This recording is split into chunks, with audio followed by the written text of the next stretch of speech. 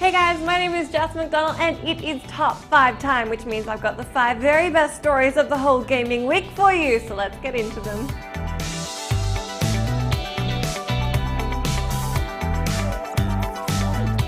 This past week, Sony had themselves a PlayStation press conference in Japan, and a bunch of awesome things came out of that, including the confirmation that Resident Evil Revelations 2 is a thing.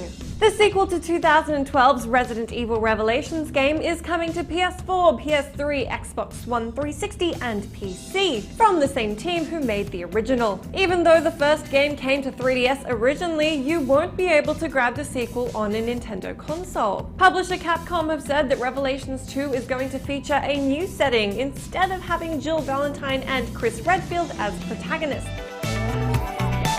Alongside a slew of other awesome updates, we got a Japanese release date confirmation for Bloodborne. From Software's sweet-looking action RPG is hitting shelves in Japan on February 5. While there's no official word on US or UK release dates, we can probably assume it'll be around the same time.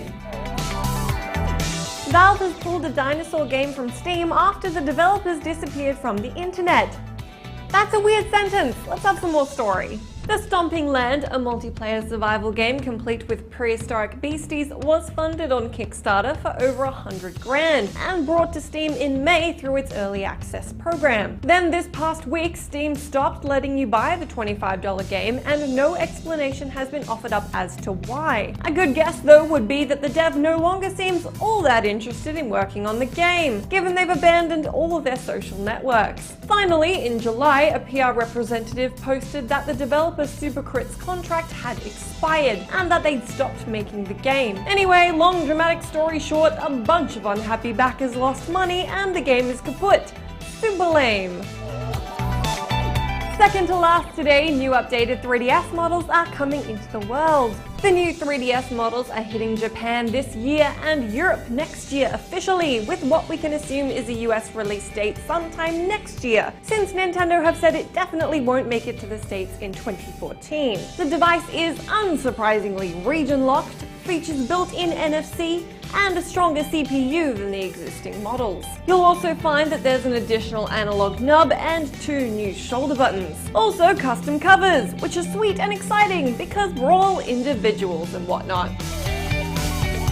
Last up today, I have a story about a hermit who lives in the woods and steals Game Boy games. It was a weird week. Said hermit was Christopher Knight, who decided to actually live my occasional fantasy of running away into solitude to play video games. The only issue here was that he also decided to steal food, clothing, and entertainment from neighboring houses to survive. Knight subsisted for 27 years on his takings, which included Halloween candy and games including Pokémon. Obviously, because of all the robbing and stuff, he's now been arrested, but with no word on whether or not he managed to catch them all, we can only hope there's another update in this saga. As for your question of the day, let me know if you're a fan of early access or not, and if you've had any extremely good or bad experiences with the service. This week on site, check out my thoughts on the Sims series in the gist, Skyrim mods gets their Scottish on, and Mary Kish plays the super creepy indie horror game Albino Lullaby. That's it from me this week. I hope you have an excellent weekend, and I will catch you again on Monday.